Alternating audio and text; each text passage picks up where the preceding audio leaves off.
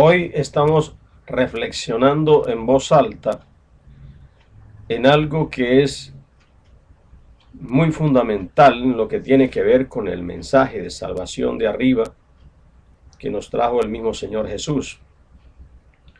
He estado pensando hoy y lo estoy haciendo en este video en una actitud de reflexión, de que podamos todos revisar lo que aconteció, lo que está sucediendo hoy y lo que puede suceder en lo que tiene que ver en todo este trajinar, en todo este trasegar de ir y predicar el Evangelio, la buena nueva del Señor Jesús y las tendencias hacia donde hoy eh, están corriendo la gran mayoría de aquellos que se dicen o decimos ser seguidores del Señor Jesús. Una de las cosas que me pone a pensar mucho es la actitud asumida por parte de los discípulos del Señor Jesús en aquella época, en aquellos momentos, después de encontrarse, de tener ese encuentro fuerte con el Señor Jesús, y a partir de ese encuentro, pues las vidas de estos discípulos fue una vida diferente y comenzaron a recibir una información de parte del mismo maestro, y que podíamos decir todos los días el maestro les hizo exámenes, les hizo quizzes previas y casi siempre estaban perdiendo el examen, pero ahí estaba el maestro con ellos y al final encontramos todo este trabajo, toda esta predicación al lado y lado y en todo el mundo conocido de entonces, para que hoy también nosotros tengamos acceso a esta información a través de la palabra de estos 12 discípulos del Señor Jesús. Es fuerte saber también de que a ellos no les fue muy bien en lo que tiene que ver con su propia vida. Todos perdieron su vida de una manera muy fuerte, de una manera muy trágica, de una manera bastante difícil. Sabemos que solamente Juan es el apóstol que no es martirizado en la manera como fueron los demás, porque Juan, a pesar de que estuvo ahí delante de la crucifixión, fue el que participó o miró, observó, presenció la crucificación de Jesús, y ahí estaba con María, y el Señor Jesús se refiere a él: María, madre, he ahí a tu hijo.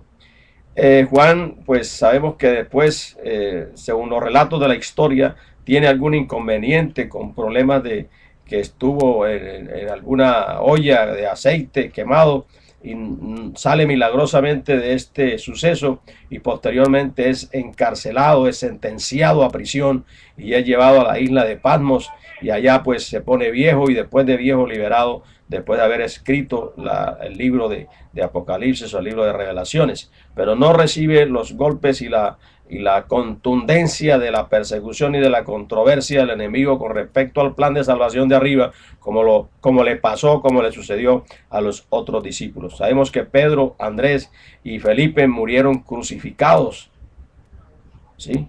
Igual como al Señor Jesús, solo que Pedro pues decide no hacerlo de esa manera, sino con la cabeza hacia abajo, para no ir igual como su Señor. Igual le pasa a Andrés, amarrado de los pies y cabeza hacia abajo también, y lo mismo crucificado Felipe. Santiago, de esto que nosotros sabemos que hay dos: Santiago el menor, Santiago el mayor, como se ha dicho en la historia. El mayor, pues sabemos ustedes que fue decapitado por el rey Herodes Agripa en el año 44 después del Señor Jesús. Igual también es decapitado Bartolomé, que es un discípulo que lleva a Felipe. Es Felipe quien lo trae, digamos, a este escenario de conocer el plan de salvación de arriba. También fue conocido como Natanael. También fue degollado con un látigo, y después, digamos, fue cortada su cabeza también. Entonces miren que las cosas no fueron tan fáciles para estos seguidores de Jesús. Judas, no el Iscariote, sino Judas, conocido como Tadeo, murió también en Persia, fue apedreado y luego también decapitado. Mateo, que sabemos todo, fue un funcionario del gobierno, pues también fue traspasado de una manera cruel a espada cuando predicaba en Etiopía en el año 60 después de Cristo. Tomás también fue decapitado, ¿verdad? No fue decapitado Tomás, Tomás también fue igual como le pasó a Mateo, traspasado en esta oportunidad de un lado al otro con lanzas, ¿sí? Santiago, el menor, este es un acontecimiento muy fuerte que le sucede a Santiago, es tirado de arriba del pináculo del templo, tenía más de 30 metros de altura, y luego de caer lo golpean, lo vuelven una miseria, sus sesos son esparcidos en el escenario donde estaba siendo escarnecido por los verdugos de ese momento que estaban enfrentados a su posición, a lo que él estaba planteando respecto, digamos, a esa información recibida por parte del Señor Jesús. Simón, ese Simón que nosotros sabemos no es Simón Pedro, el Pedro que conocemos, sino el Simón, el celote, el revolucionario, el activista, el que estaba, digamos, totalmente enfrentado, confrontado con la bota romana, con la bota militar romana en ese momento. Fue aserrado por su cuerpo por la mitad en Persia, mientras también se dedicaba a estos menesteres de la prédica, de la información, de entregar, de transmitir, de transferir a otros esta información de arriba. Yo no sé, la pregunta que nos hacemos hoy en día, después de ver a estos verdaderos discípulos del Señor Jesús, digamos, en estos escenarios difíciles, con estos resultados tan fuertes, hoy en día no queremos que suceda de esa manera con todos aquellos que estamos predicando, que estamos queriendo decir esta información, que queremos seguir transfiriendo esta información. Pero hoy sabemos nosotros que la situación es otra, hay otros elementos, hay otras ciencias que ayudan al estudio, hay otra tecnología que nos permite, digamos, transferir esta información de una manera mucho más rápida, mucho más eficiente de pronto, pero encontramos también todas estas multitudes que están hablando el tema del Señor Jesús, pero se parecerá este tema que estamos hablando hoy en las grandes iglesias, en las mega iglesias, con relación, digamos, a los pactos, a las ofrendas, a los diezmos, a todo este manejo del evangelio de la prosperidad, de que solamente estamos hablando de pedirle a Dios que nos entregue bendiciones, que nos entregue carros, que nos entregue fincas, que nos entregue bienestar, que nos entregue buen vestido, calzado, ropas, comida, y que estemos, digamos, en un nivel alto desde el punto de vista de la división de clases del sistema en el cual nos estamos manejando. Pues ahí encontramos una diferencia bastante fuerte, es un disímil total con respecto, digamos, a esta posición que nosotros encontramos en la vida, en la historia y en el accionar de cada uno de estos señores, verdaderos seguidores del Señor Jesús. Yo no quiero, de pronto, no es la idea que nos incomodemos en lo que tiene que ver, asustarnos con lo que les voy a decir, de entrar en pánico, y el miedo es a veces muy malo porque nos paraliza y no nos deja actuar, pero también el miedo nos tiene otra actitud que es positiva, que es la de advertirnos, de pararnos, de investigar, de saber qué está pasando, a dónde va a ir, y en esa es la mejor actitud. Cuando tengo el temor, cuando tengo el miedo, es precisamente para ir a buscar qué es lo que está pasando, por qué tengo ese temor, y encontrar, digamos, las salidas adecuadas. ¿Por qué les digo esto? Porque sabemos nosotros que el Señor Jesús es muy fuerte en sus momentos cuando advierte de que quién se va a salvar, quién va a estar con él, quién va a irse con él. Cuando los discípulos le preguntan, cuando cualquier otro judío o cualquier otro samaritano le pregunta, pues el Señor Jesús habla muy claramente respecto a los que se van a ir con él, a los que van a estar con él, y habla también muy fuerte hacia aquellos que no van a estar en este banquete con el Señor Jesús. Entonces hay que examinarnos. Yo pienso que es importante que nos preguntemos si toda esta trascendencia de hoy, todo este accionar de hoy, donde va la gran mayoría de gentes pidiendo, observando, llevando ofrendas, sentándose, claro que tienes que dar tu ofrenda, Es importante que entregues tus recursos ahí donde tú estás accionando, donde tú estás actuando, donde estás recibiendo, donde estás haciendo partícipe del plan de salvación de arriba. Pero no significa de pronto nomás que entregues y te vas para tu casa y dejes que otro haga. No sé cómo irá el Señor Jesús a recibir esto, pero lo más importante es que podamos todos reflexionar si en un momento hemos decidido andar o seguir con el Señor Jesús. La idea no es algo de jueguito ni es algo para estar en divagaciones, sino que es una decisión muy fuerte. Estos discípulos nos muestran una cara muy clara de cómo es ese proceso, hacia dónde íbamos, hacia dónde iban ellos y qué es lo que querían. Y es lo mismo que hoy está planteado. No ha pasado, el tiempo ha pasado, pero el evangelio sigue siendo uno solo, y Pablo fue muy claro en decir eso. ¿Qué va a pasar? Si otro viene a predicarte un evangelio diferente, pues llámalo anatema, porque no es el evangelio que te estoy presentando. Entonces, no es para miedos, sino para que podamos reflexionar. ¿Dónde estás? ¿Dónde estamos? ¿Qué estamos haciendo? Si con todo este mare magnum de procesos religiosos de hoy, realmente estamos dando los pasos seguros para ir hacia ese otro, hacia ese reino que el Señor Jesús nos ha venido planteando, ¿verdad? Es complicada la situación. La invitación entonces es que podamos pensar, que podamos meditar, que podamos seguir reflexionando, que el mensaje de Jesús es uno solo, de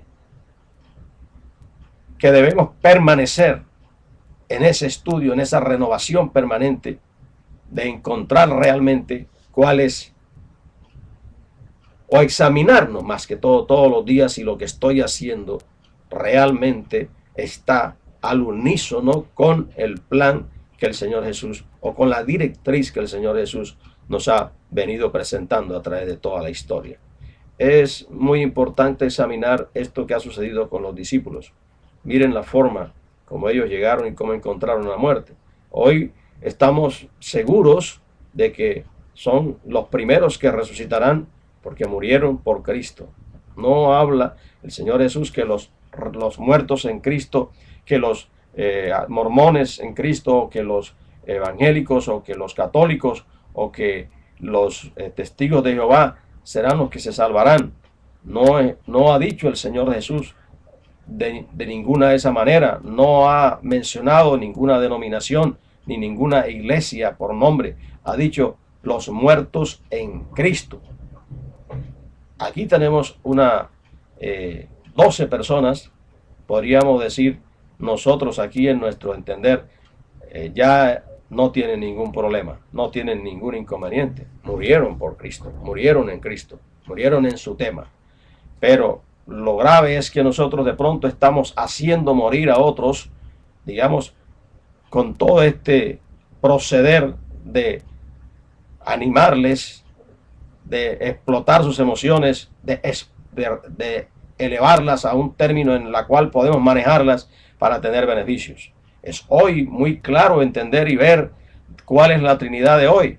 Pues podemos hablar de Trinidad desde unos años hacia acá, pero atrás pues tampoco podíamos referirnos a Trinidad, porque los judíos de pronto nunca creyeron en la Trinidad. Y a Abraham, a Isaac o a Jacob, yo no sé si fueron trinitarios o si fueron unitarios. No podíamos, pero eso no es de pronto lo fundamental, lo más importante.